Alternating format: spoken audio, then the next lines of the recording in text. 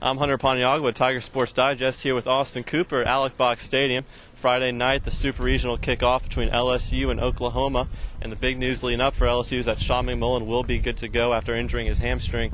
Austin, how important will that be for the LSU lineup? You know, it'll be very important. McMullen routinely has been one of the better hitters in the LSU lineup this year, especially against left-handed pitching. Not that that's going to matter Friday night, but McMullen has shown consistently that he gets on base. He can move around the base paths pretty well, and he's a gap-to-gap hitter with a little bit of power, according to Coach Mainieri. So, you know, it's going to be big that McMullen's going to be back in the lineup, and it'll allow LSU to do a few more things than they would if he wasn't in there. You mentioned that Friday night start.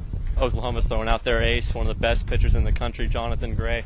How big of a challenge is that going to be for LSU facing him on the mound? You know, it's going to be a big challenge. You know, he's a hard-throwing power arm that can run it up there to, you know, triple digits if he wants to. He's been solid all year. You know, no one's really gotten a hold of him very well so far. You know, he had a little bit of a rough start against Coastal Carolina, but you know, he focused in after OU took the lead and really shut them down for the remainder of the game. So, you know, it's going to be tough for LSU to adjust, not only to just the natural ability of Gray, but, you know, he throws very hard too, so it's going to be hard for them to get around on the baseball. Yeah, and Gray's not their only great pitcher. Dylan Overton's their number 2 guy. He'll start Saturday. He's a lefty. They'll present another challenge for LSU. But while Oklahoma has their rotation set, LSU does not. What's their kind of pitching plans, and what do you think it's going to shape up like? Well, you know, LSU has 2 choices. They can either go with Ryan Eads or Cody Glenn in Game 2. Coach Mainieri just said that Glenn has been a little bit rusty this week after coming off his suspension, which kind of leads us to believe that Mainieri might not want to put Glenn in a must-win situation if LSU were to lose the opening game on Friday night. So, you know, it'll ultimately depend on how the team does on Friday night. You know, if they win, the door may be open for Glenn to come in and try and seal the deal. Otherwise, you know, Ryan Eads will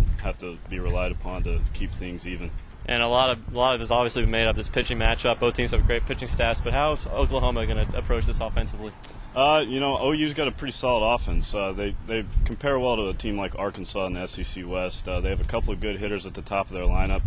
You know, they have one guy hitting 370 that has power potential, and then another guy hitting over 300 as well. You know, they're not a great power team. They don't produce a lot of runs, which that's something they've struggled with at times this year. But you know, they manufacture runs. They like to play small ball. They bunt, they hit and run a lot. So the aggressive approach by OU is going to change some things with LSU's approach defensively and on the mound.